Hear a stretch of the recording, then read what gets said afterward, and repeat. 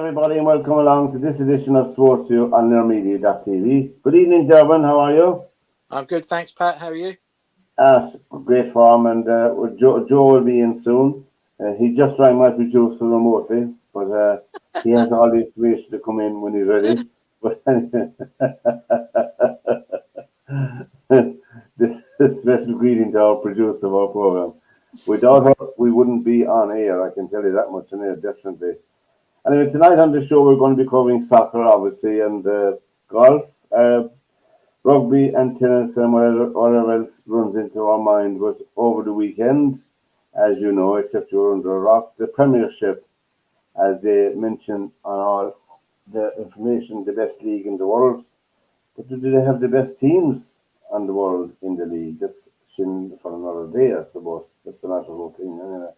But over in the Premiership began, and with all the usual suspects having a win, Man United kicked off the league on Friday night with a 1-0 win and did well. I thought a good few of their players showed up very well. I know it's only 1-0, but the win is a win. It's 3 points. Man United, Man City, Liverpool, Arsenal, Newcastle all won, and that's in the Premier League.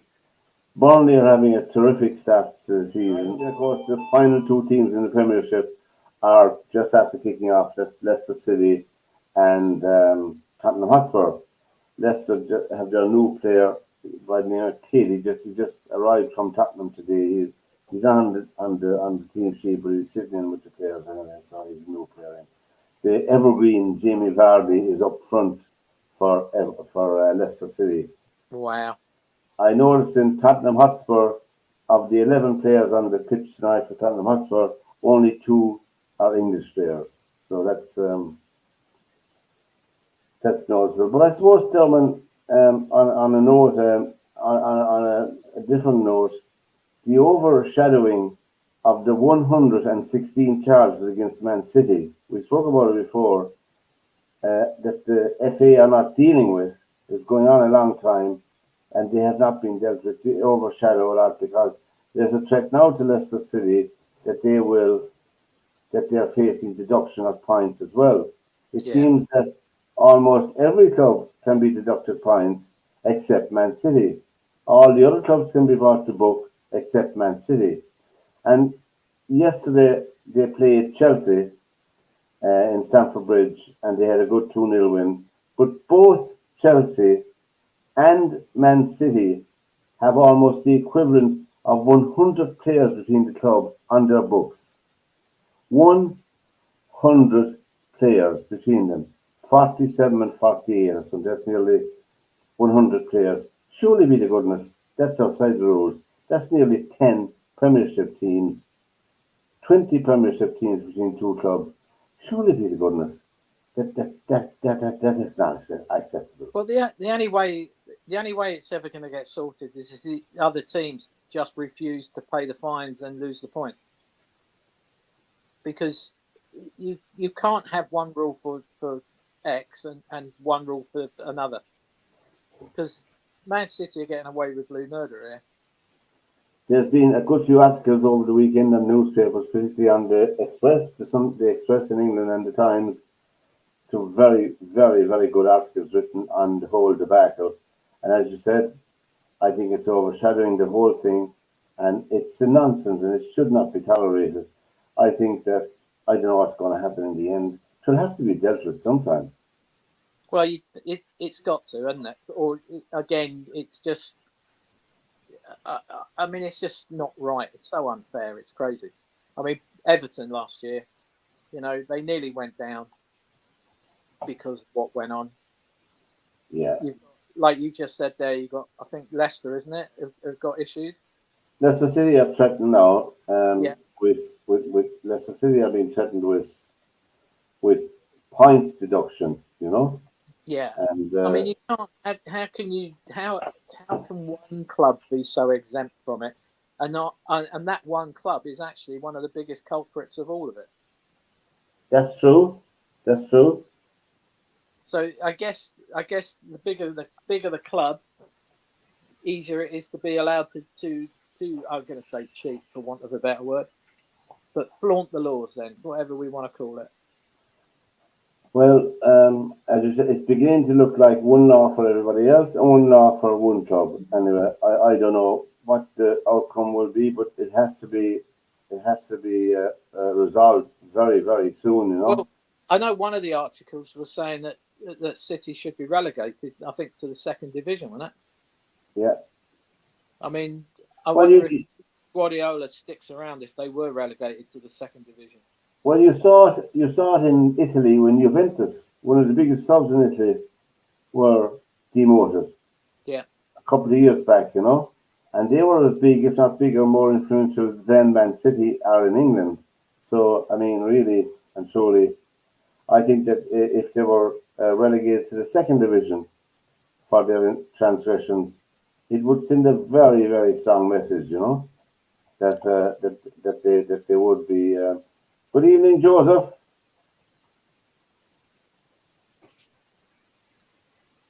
Good evening, Joe. Evening, boys. How are we? Oh, how are you? Good, thanks. Well, All is well in the world. United won at the weekend. yeah, Yeah. and we're speaking about some articles that were written about Man City over the weekend. The overarching problem that is in the Premiership, the 116 charges against them, and it's inexplicable that the FA are doing nothing about it. But I see Leicester City, who are and Tottenham, who are the last two teams in action tonight, and Leicester are being threatened with a points deduction as well because they went over the profit and loss margins, whatever they are. I don't understand them all myself, but it seems to me, as I was saying to Derwynne, Joe, that all clubs can have their points deducted and can have sanctions against them, except Man City. Well, I mean, I was reading again this weekend because it came up obviously about City and Chelsea, but both of them are undergoing the two biggest um, investigations that the Premier League has ever had, and yet all the smaller clubs that have supposedly broken rules that are similar have all been punished. Everton have been punished with points deduction. Forest were. Now Leicester Derby County, remember? County was nearly ruined because of it. But the problem is that in the EFL they're way quicker to deal with these things than they are in the Premier League. That's true. That's very true, and it's very disappointing that this has been allowed to fester, and it's going to get worse. If there's a point deduction against any Premiership club, um, I think they should refuse to play Man City as a thing. I don't disagree with you. I mean, because I mean, you're looking at two clubs here that were going to jump ship and head over to the whatever it was supposed to be called, the That breakaway league. Yeah, the breakaway league, and yet here they are being allowed to get away with whatever it is, and it just seems ridiculous to me that nothing's been done about it. And you know what? I can tell you now, this league is going to get more and more scary because we have more foreign owners, as in US owners, and people, from elsewhere that have a lot of money. And once they get themselves in the majority, that's going to be the end of it. The English Premier League is going to become like American sports. That there's going to be no promotion, relegation, and that everybody is going to be okay, and everybody is a franchise, and you'll never get relegated, and you spend whatever you want to spend, but you'll always be able to eat at the top table because you're never kicked out. And I was just saying to Derwynne before you come in that Man City played Chelsea yesterday. Right. It's absolutely unforgivable that both those clubs together have almost 100 players on their books between them. 100 players, which is the equivalent of 20 teams in the Premiership. I mean, surely be the goodness there has to be some rule, or to be a free for all, as you said.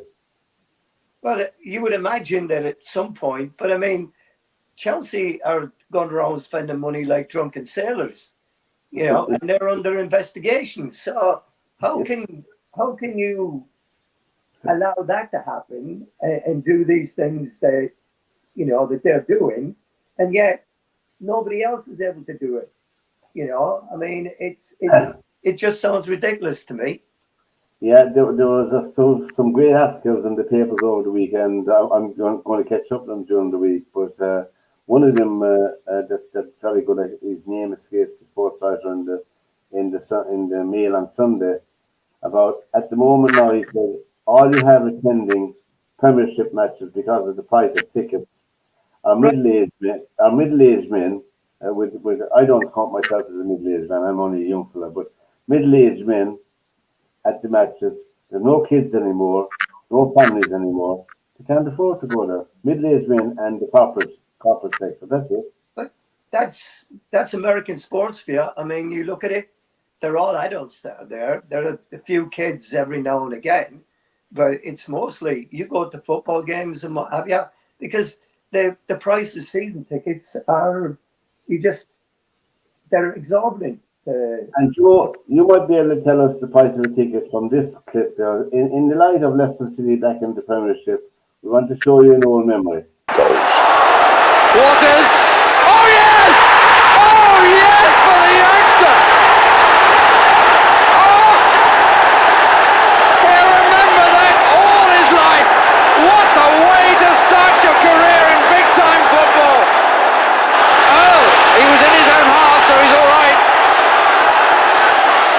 Waters again! I don't think he can possibly believe it. And surely... Well, I told Joe that tickets weren't €88 then. Maybe the transfer was €88. No, they're not. And we used to get a couple of free ones, so it was. Yeah. And actually, I can still get a couple of free ones at Leicester and Grimsby, so it's not too bad. But yeah, I mean, it's back in those days. I mean, it was so much more. I read stuff on Facebook from Leicester City and what have you, and people talking about when they were kids and Grimsby Town. Yeah. I had one guy I saw one guy posted the other day that when he was on his 10th birthday, Grimsby were playing. I forget who we were playing, but we won the game and won the game 2-0. We were in the third division at the top of the third division at the time. And he said instead of a birthday party, he went to the game with his friend, and he's been a fan ever since. So, and that's what happens, It's what it really is, It's that first experience that you have when you walk in there and you see the place and you just see the immaculate pitch on the first day of the season.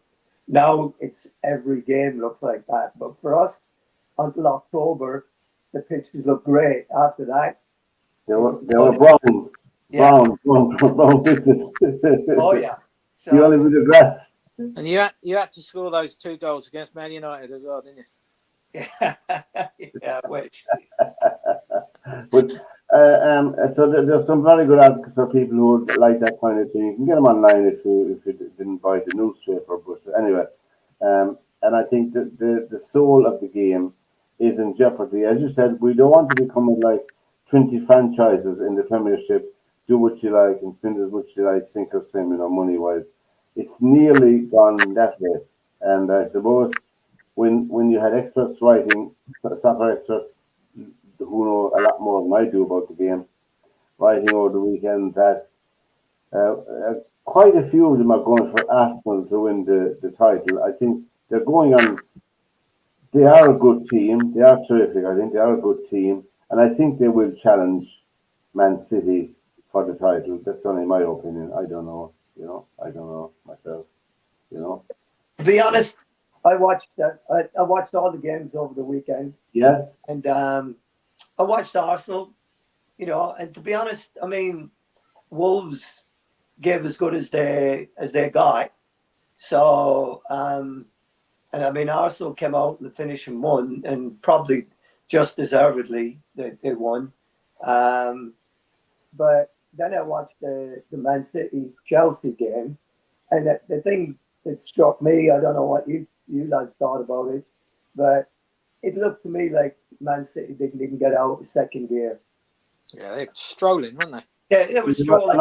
And Chelsea were playing at home, and I thought they were pathetic. Yeah, I mean, they had a couple of. They did some good things. They had some There chances. was one goal. There was a goal which was a real goal in real time. But with VAR, if your toenail is there, it's not a goal. As we spoke. But Jackson was offside, and that again is just down to inexperience and just being overeager. I mean, so many players do not look along the line when they're in that position. They get carried away and they move up. But the fact that you're looking that they didn't have Kyle Walker, they didn't have John Stones, they didn't have Rodri playing. Jack Grealish is on the bench. Who else from the Euros was not there with a playing for City? And they still were, there was times there where Chelsea couldn't get a touch of the ball. City were playing a game of keep away from them. And it was, so that I think is this is Man City now, that they're getting off the slower starts, but they're finishing stronger. So I saw Man United Friday night. Derwynne, did you see the game? No, I listened to it on the radio. And I thought from listening Marcus to it on the radio, Rashford looked a very, very out of sorts, poor figure on the pitch. Joe, I know. Did you see the match or not? I'm sorry, Pat. Who was that? You said Marcus Rashford. I thought he looked and very, very unhappy, deeply, deeply unhappy, and not himself. No, but he's been like that now for over a season, and it's no wonder that he wasn't picked for the Euros. So it's it's typical, like Graham Souness said. I don't know if you saw his article over the weekend, but he was calling out Chelsea, and he called out Man United before about it, that paying young players ridiculous money takes away all the ambition, because it's like the age-old one that you've heard in boxing, right? When a guy wins the world championship and he starts making the money, and then someone turns and he's not the fighter he was or what have you, and someone says, well, it's very hard to get up at 6 o'clock in the morning and go out running when you're wearing silk pajamas, So everyone wants to stay in bed, and you're sleeping in a walk bed, So and that's it, when you have, you look at Cole Palmer, right, at Chelsea. Yeah. They extended his contract by an extra year, I think, to give him something like an 8-year contract. Now, who in their right mind is going to give a young player that amount of money and expect them to be there? To be ambitious, yeah. To be ambitious. Even in the NFL, which pays unbelievable money to players sometimes, they guarantee a certain amount. So a player will sign a $240 million contract with $120 million guaranteed. Now, there's still $120 million on the table that he has to make up in bonuses and performance bonuses and stuff like that. So, and if he doesn't do it, then he gets traded, and there's always someone that wants to. But, the problem that we have in football now is that if a player's on a long-term contract, he doesn't have to go anywhere. So we've gone. It used to be in the old days that the club had complete control. If you were out of contract and you didn't like what they offered you, the club said, "Well, tough luck. Yeah, you can't go anywhere." And De Bruyne is getting $500,000 a week. Yeah, £500,000 a week. yeah. I mean, that is breathtaking. The trouble It is, is. though, He's one of the finest players in the world, and he's going for his fifth league championship in a row. You With know, with he's with a a top team class player. with a team who I'd say are the Lance Armstrong of soccer at the moment. You know. Yeah, the only trouble with it is that the genie's out the bottle. well, and Huh? that's but it's. I saw the other day, Derwynne, I don't know if you saw it, but a friend of John Rahm's spoke in the paper the other day and said he'd gladly give the money back to Liv to go Yeah. back to the PGA. And talking about John Ram, we will later on. He was in the playoff in Greenbrier over the weekend with Brooks Koepka in the Live tournament that was on the weekend. You know, John Ram and Brooks Koepka. Koepka won in the playoff. But anyway, I don't know about that. You know, I don't know. I mean, uh, golf. I mean, you look at Rory McIlroy. He's shocking. His form is shocking. He had he finished, was it 27 or 30 shots off the lead, or 24 shots off the lead over the weekend. I mean, really and truly. I mean, I don't know why he's. I think the trouble with all of it is that they're just like the desire to do better isn't really there. You know, you look at you've got some of those United players are on 5 and 6 year contracts, and it's easy life, isn't it? You know, the club aren't going to get any money back if they did say, oh, we want you out. As Like Joe said, if you're 20, 21, 22, and you're getting 200 grand a week, what's but left for you? What's left for you to do? but who would buy Rashford right now? Nobody. I mean, the only place Rashford's got options is really Saudi or China or maybe the MLS in America. But because That might be about it. I mean, really, Well, I don't know. A team that impressed me over the weekend, even though they lost, were Ipswich Town. I thought they were very competitive. I thought they were well organised, and obviously they had a tough opening against Liverpool. Liverpool are an established team. They had all the old faces back. They were very workmanlike and professional, and you know, they didn't look to be in danger, but the Ipswich Town did challenge them well, in my mind, you know, for a first game back. And of course, the next game I think is against Man City. That's Ipswich. So the first two games, you know, you couldn't have asked for a more challenging. But Southampton obviously are the team that most people said would stay up from the three that came up, but they were beaten by Newcastle, you know, which was well, they were beaten by 10-man Newcastle, and to be yes, honest, I watched that game as well. yeah. And Southampton never once gave me the impression that they were going to score a goal. No, it's going to be it. They were so methodical in their build-up, but it was so laboured. They get to the edge of the box, and the ball is still being passed around. And they created one chance at the end where the guy got the header, but the ball was behind him. So it was very difficult for him to generate any power on it. But it's just pass. So I don't see where they're going to come up with a goal against top half of the table teams that are, that are experienced and are used to being in these tough games, that know how to eke out a 1-0 win and are used to it, and that's going to be, I saw in the paper yesterday also, you look at Burnley in the championship, they've That's won right. games 5-0 and 4-0.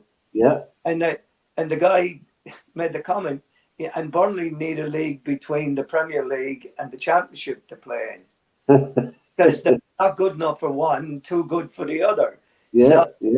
I just wonder if Burnley are going to be one of those yo-yo teams like Watford were a few years ago. Yeah, up and down. They would spend 1 year in the Premiership, 1 year in Yeah. the Championship, go back up and go back down. Well, they have done well. Before we go away from soccer, Derwynne, I'll ask you something. Being an Englishman and all of that, what do you think of Lee Carsley, your future England manager? Well, I don't see anything wrong with him being the England manager, and I think if you listen, He's one of ours, though. He's one of ours, you know. if you listen to all the sort of the reports and different things and the comments about him, is that he plays really attacking football, and you sit there and you kind of go, okay, so Carsley gets the job full time. Now do we become like a Manchester United of old, as in we'll let 2 in, but we'll score 3? And that would be the complete polar opposite to what we've had with Southgate, wouldn't it? Oh, Even though Southgate's done really well, and I get we've been to more finals, but we haven't won one yet. No. And Right. and as much as who remembers being second? I mean, no one really. No. But to me, if Carsley makes them play in a more attacking way and a bit more, I don't want to say attractive. That's probably the wrong word, but you can see it, yeah. But you've got to score goals, haven't you? Well, it might be more exciting, you Yeah. know, and that's the thing with it, you know. That You said something earlier on.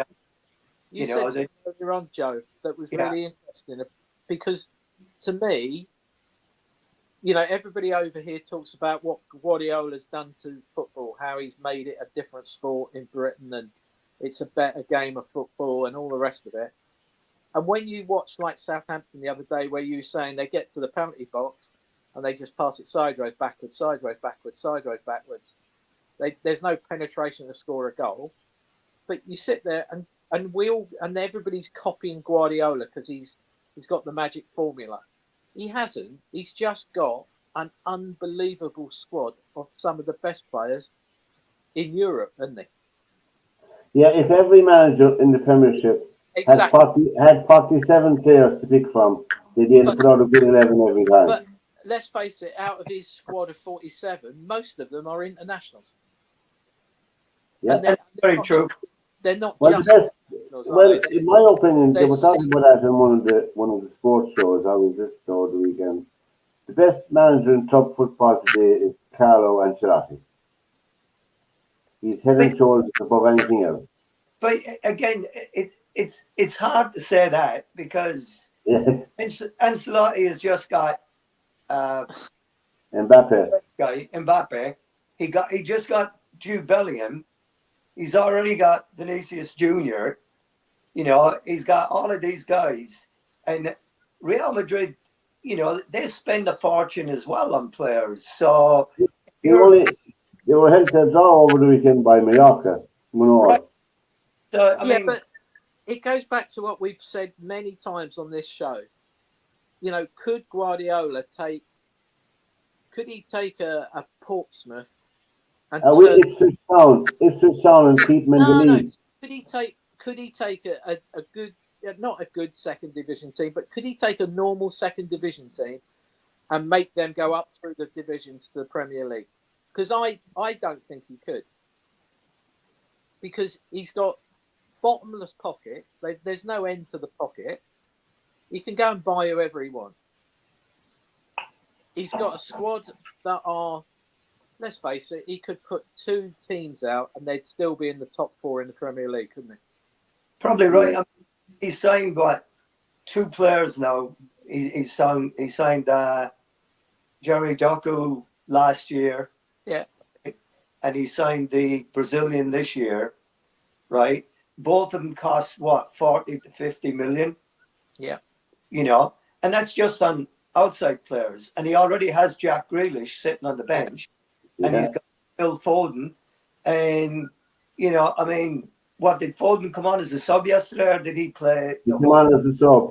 Come on as a sub. So he was sitting on the bench at the beginning as well. So, there's no doubt that he has the money to play these players. But the difference is that he makes these players play. Now, they're experienced players, really, Joku and the Brazilian lad, Savinho, is that his name? They're not that experienced. They're younger lads, but you know, he kind of develops them. It's not like at Chelsea where they're throwing money all over the place at players, and they don't seem to have any plan as to what they want to do. Whereas with Man City, they have a plan. And I know Yeah, I mean that. trying to get his thing together, but it's again, Pat, you were saying there was some great articles. There was a couple of the Irish lads on the Independent had some good articles that about the Chelsea game and what have you. And Maresca says, he says, I've got 33 players in the squad, and they can't all be on the bench. Yeah. That's right. So and Raheem Sterling is whining through his people about what's going on. The fact is, if you're not good enough to get in the first team and the manager doesn't think you're good enough, that's your problem. You've got to change his mind. Exactly, and Raheem Sterling is only 29, so he's plenty time, and he's not getting 50 pence a week to sit and watch the match. There was an article last week. I think it was in.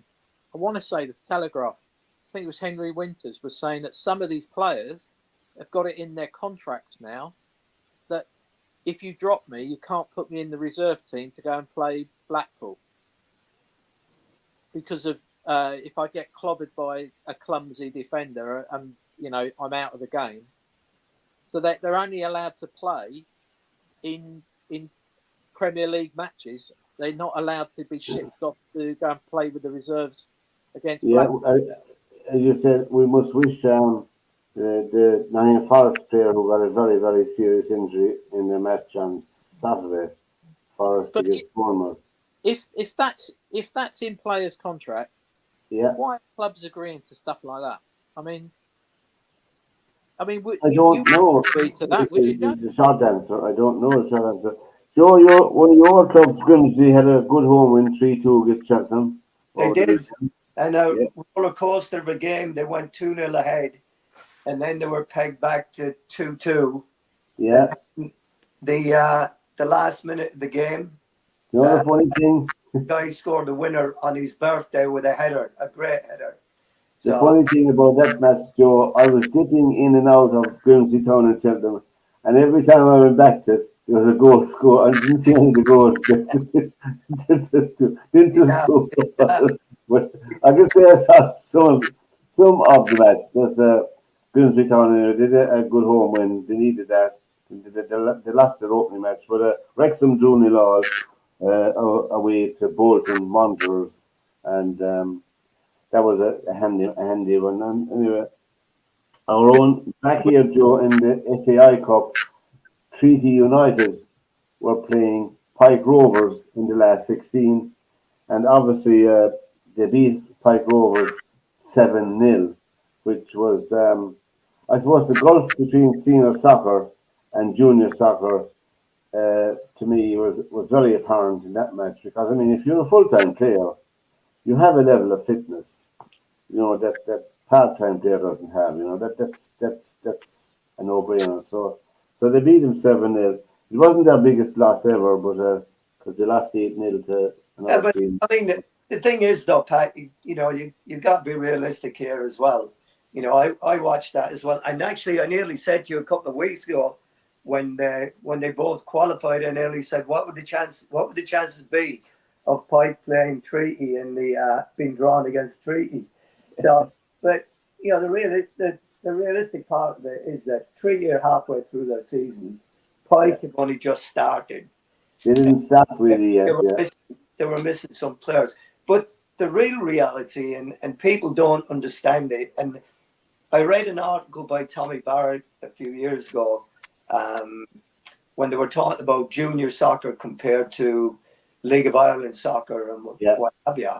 And Tommy Barrett was so adamant that the difference in the level of players mentally, physically, and just the whole thing is they're years apart. And people used to say all the time, oh, League of Ireland players, why are they not going to England doing this? This fella's doing great over here, this, that, and the other. They were fine players. No, there's no doubt about it.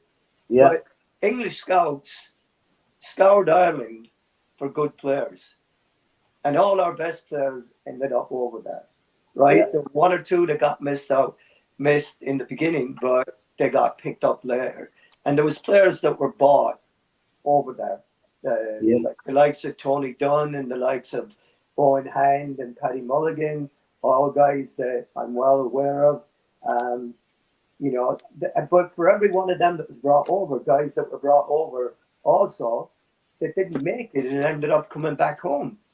I just read an article in the Independent on Friday about a young lad that was at Leicester and he came back. He was very disappointed. He spent 2 or 3 years over there, and he made the first team squad a couple of times. He was on the bench for Europa League games, and he made the bench for one Premier League game, and then injuries kicked in and things didn't go his way and what have you.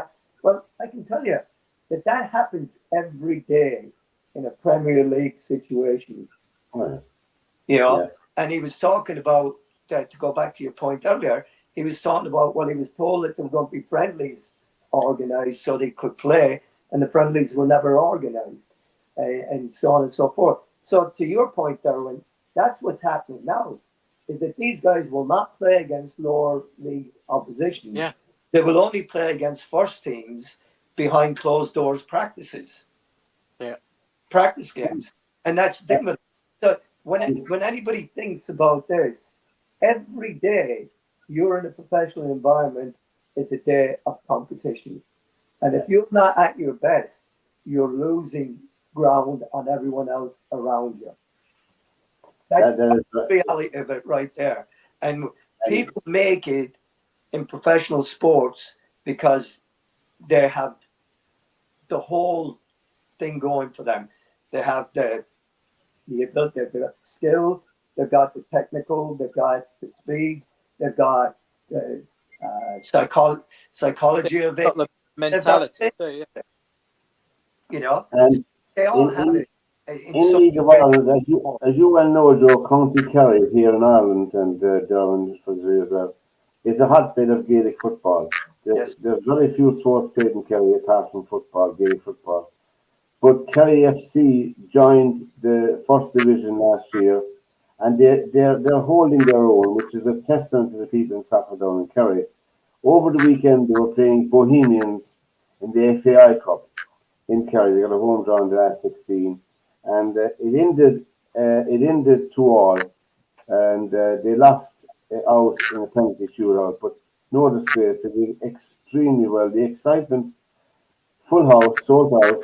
The excitement of for soccer in Kerry is a testament to the people involved themselves. But during last week as well, 2 clubs in the League of Ireland, one Shamrock Rovers, so people who have a good pedigree, qualified for the group stages of the Europa Conference, and they're in the playoff for the Europa League next week if they're in the win. And also St. Patrick's Athletic, who appointed Stephen Kenny as their manager a couple of months ago. They were down the bottom half of the league. He's organised them well. They've won a couple of matches now. They're moving up the table. But they also qualified for the group stages of the Europa Conference League. So, I mean, there is some progress in Europe in standards, and Damien Duff's team are leading. They are leading the Premiership, which is Shelbourne FC. There's a good investment going into the club there, so they could be fully professional very soon, you know. But so there are positives, and there are, I suppose, something for young soccer players in Ireland to aspire to, you know. And it's very important for that point of view, you know.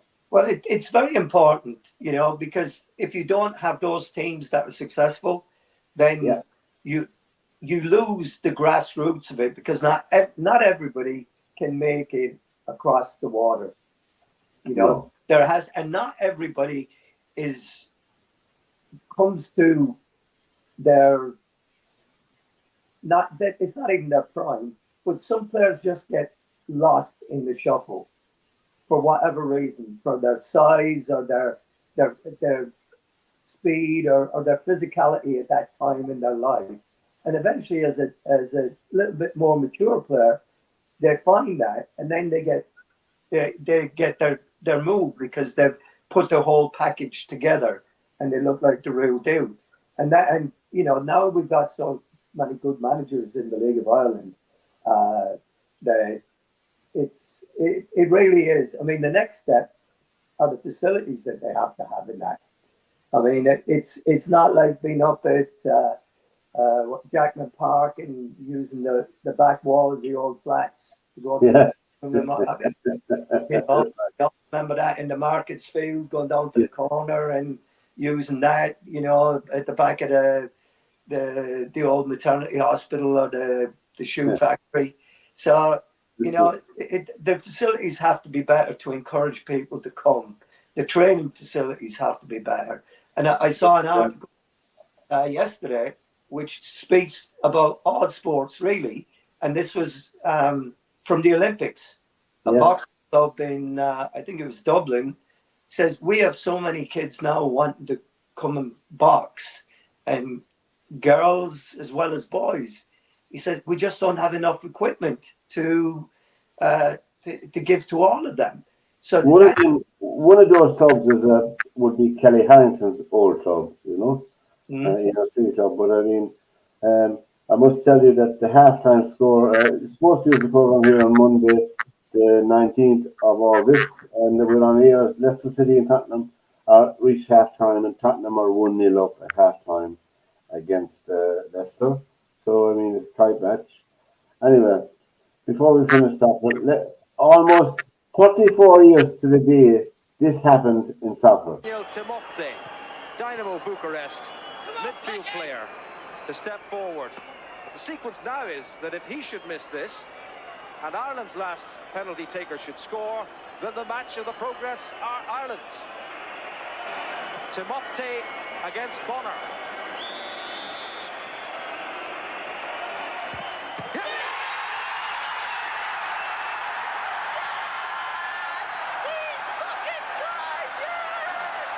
The big man from Donegal has set it up for a victory.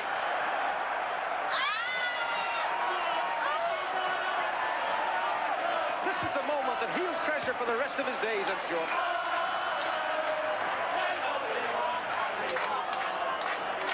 And who is stepping forward to assume the task? David O'Leary of Arsenal. David O'Leary! He'll be grand. He takes all Arsenal's penalties. Doesn't he so? Never took a penalty in his life. Oh, Jesus, he'll crack lads, I'm telling you. Shut up. Shut up.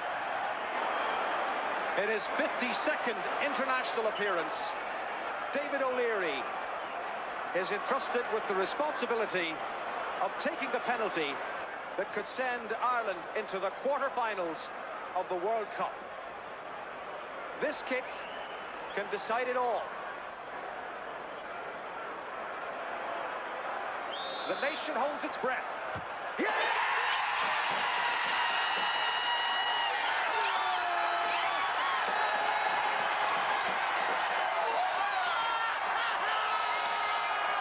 Ireland are through to the quarterfinals of the World Cup.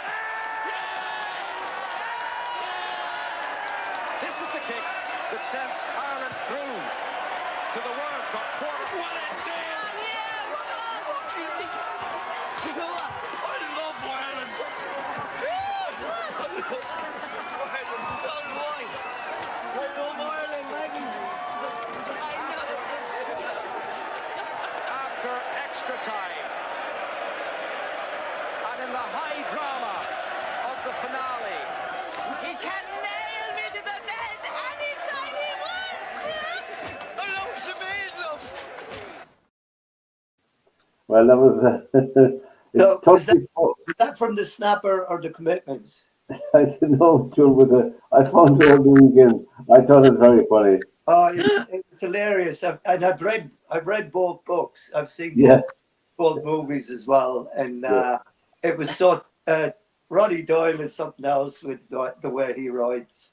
There's some very well. I couldn't repeat some of the scenes here on this program anyway from the snapper because It's so typical though of Irish people. David O'Leary, he never took a penalty in his life. it's right, yeah, yeah, and I mean, everybody remembers that. I mean, I've forgotten as well that they made the quarter final of the World Cup, which is an incredible achievement in 1990. Incredible achievement, you know? Right? Well, that was with Mick McCarthy, right? Yeah, and Big Jack Charlton. Did they make it twice? Because Big Jack made it in Italy, right? In Italia 90. Yeah, that's Italian 90. And what did they do in, I hate to bring it up again, but Saipan, in Japan, They made the quarterfinals in Saipan in 2002. In 2002, Yeah. was it? Yeah. Yeah. There's a film being made on Saipan, so All that, yeah. So they were very unfortunate there because they met Italy in the quarterfinal in Italy. In Italy, and Schillaci scored, didn't he? He did, yeah, and he got a black eye from McCarthy after scoring over by the corner flag. He went over him a belt box. The friends of mine were in that part of the ground, and they said, "No, you should have done it before he did anything. You should have hammered him before he scored the goal, not after him scoring the goal." Anyway. But Schillaci came to Dublin. He came to Dublin there a couple of years back. He was on holiday, and he was in a pub in Dublin. That's Toto, and with whoever he's on holidays with. But a few of the lads in the pub recognised who he was, you know, and typical Irish, of course. They bought him around the drinks, and he came over. Then they came over and joined the lads. You know, chatting away, you know, because it's history, you know. But he did say that big fella in the back give him a belt, you know, from behind. All right, big fella at the back. We all know who he was, you know. Who is it? McCarthy gave him a wallop. Yeah. A big black eye. You could see it in television after when it. Ironic. David O'Leary scores the penalty that wins that match for us and puts us into it for the first time, and yet Jack didn't have a lot of time for David O'Leary. No, because initially he was left out of the squad, and there was a big furore about it, and he was going on holidays, and he was a last minute addition to the squad. I don't know why. Because I mean they had a very good team, Ireland, a very talented team in 1990. But I mean O'Leary was a class act to me. David O'Leary was very good, you know. Oh, David O'Leary was an unbelievable player. I agree. I mean, absolutely unbelievable player, and I was fortunate. I played with him and played against him a couple of times, and just a terrific player. I remember him playing against Liverpool at Anfield. In my opinion, the best Irish player I've seen playing, apart from Roy Keane, who was in another level, was Paul McGrath. Paul McGrath was a world-class player, an absolute world-class player. Well, you know, I mean, for a small island, we've had a few world-class players. You know, you talk about Roy, you talk about Paul McGrath, correct? Liam Brady, John Giles, Frank Stapleton, Pat Jennings. From a small island like ours to produce players of that quality, and you know, I mean, we've had very, very good players for a long time, you know, and it was like John said and Honan said back in the day. He said, you know, Honan said it. He said, "You said the look of the Irish." He said, "I'd say the bad look of the Irish, because everywhere we went, we got robbed." Yeah. There was always a referee. It happened to us in France when Platini was playing and Rocheteau was playing. They had a great team. That was the team that went to the World Cup in I think Mexico, was it? And we equalized, and the referee disallows the goal for a missed mystery offside that there was no one anywhere near it. No. So and it wasn't the first time. The same thing happened to Honan when he was the manager. So and of course then Thierry Henry with the handball at the back in Well, France. we had justice against Henry. His team were beaten in the final, in the Olympic final this year, in soccer, which I was delighted to see. You know, but you know what? I don't believe in justice like that. You know, I just believe in the injustice of what happened before. Yes. Because as you know, it's like somebody, you know, you're playing a team that's 20 places below you in the league, and you beat them and you get beat 1-0 by them, and it's the greatest result that they've ever had. And then you go out the next time and you go, and some fella in the dressing room says, "Come on, these guys beat us 1-0 the last time. Let's beat them 6-0." And you go, really? It's still only 3 points or 2 points. So what's the difference here? Why? Because they beat us. You couldn't accept the fact that we were beaten one day, and it was a great day for them. Yeah. Yeah. Like, that's true. That's the game for you, right? True. Go win by all means, but don't make that your motivation, right? That's not sport. That's sport, isn't it? Yeah, that is the nature of the game, and that's why you have to be a good sport to play it, because everybody is going to have a good day. Yeah. You know, and somebody is going to always have a better day than you sometime. And you just have to go up and say, "Thank you, well done, well played." Think about it, Joe. You've played professional. I've played professionally. You know, if it was for ifs and buts, if someone had passed you the ball sooner, or if someone had passed it to the right and passed it to you, you would have scored. You would have won every FA Cup final and every league championship. I would have won every golf tournament I've ever stood in. Yeah. And it's all ifs and buts. But at the end of the day, it's a little bit swings and roundabouts, isn't it? Yes, it is. You'll win your own share, and you'll lose your own share.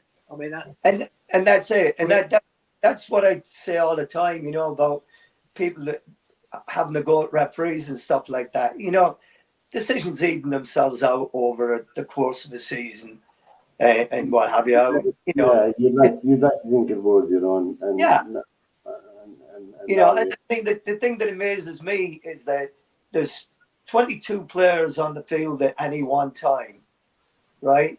And every one of them can make a mistake, right? And they make several mistakes in each game, right?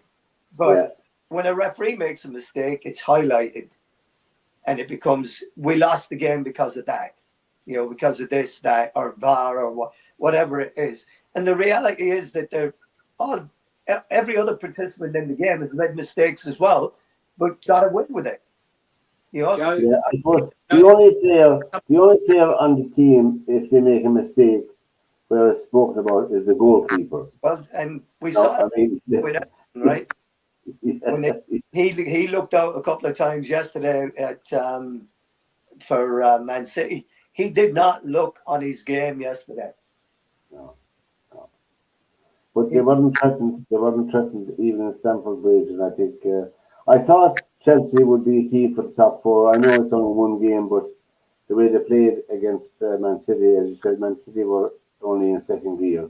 You know? I don't know about you two, but I look at the Premier League and I kind of go, well, the next 12 matches is probably going to be, you'll have a better picture within the next 12 matches of what the league looks like, don't you?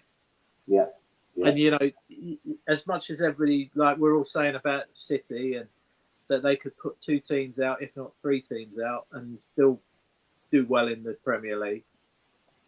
You sit there at the end of the day, who knows? They could get annihilated by someone in that European Cup and dent their confidence or whatever. I mean, to me, when I looked at Arsenal on Match of the Day, Arsenal to me looked like they weren't pushing it to win that game of football the other day.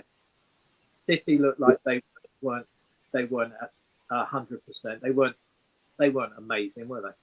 But as you said, it's only one game. But I think Arsenal, to me, they looked improved since last year. They looked better than last year as a team. They just, to me, Arsenal just looked very competent the other day. Yeah. Like they weren't going to lose. And to me, City's just got too much power, haven't they? And there was some golf played over the weekend. The women's opener played Scotland. Derwynne, did you see any of the golf? No, I didn't watch The wonderful Lauren Cockton from America won the women's open, and she's an effervescent character. Is that the word? That's the big word now. Effervescent character. Is that all right to use? Isn't that like Enos or Andrews or something like that? Effervescent. That's 10 minutes ago. Anyway, she won 300 grand. Bruce Koepka, not that he needs the money, won 4 million for beating John Ram in a playoff in the Live tournament in Greenbar with 64, 64, and 63. There you go. The FedEx St. Jude Classic was won by Hideki Matsuyama at 17 under. 65, 64, 64, and 70. He won 3.6 million. Seamus Power was the best of the Irish, who I thought should have been sent to the Olympics because he's playing very well. He finished at minus 10, and he won over. I feel really sorry for that bloke. Yeah, he should have gone to the Olympics instead of McIlroy. He should be getting wild cards for the Ryder Cup. Yeah, Seamus Power won 67, 70, 66, and 67. He won $520,000. Fair play to him. Lowry finished at minus 1, and he got 47,000. And McIlroy finished 26 shots behind Matsuyama at plus 9. But you just know with McIlroy, there's more to come from the old divorce and all the rest of it, and there's more to come out the back end of this. You're talking about McIlroy. He's going to win more majors. You're talking about it for the last 6 or 7 or 8 years. 10 years, I think it is, isn't it? 10 years. I don't know. There's a golfer playing the weekend, Derwynne, and what I told you when I saw his name down the sheet in the seniors, Boo Wheatley. Do you remember him? Yeah, I do, yeah. Boo Wheatley. Yes, Parry Harrington finished in 7th place in that senior tournament up in Calgary in Canada. So he had a good tournament as well as Parry Harrington. But what's his name? I forgot who won it. No, I forgot to write down who won that. But anyway, in the St. Jude Classic in the Live Golf. So now, at the moment, the second half is about to kick off with Spurs and Leicester Joe. So I think we leave that there, as I said, for another day. So until we meet again, lads, next week, it's been another blast on Monday, the 19th of August. And from Derwynne Honan, from Joe Waters and myself, have a good sporting week and take care, and the best of luck to Leicester. Take care, lads. See you, boys.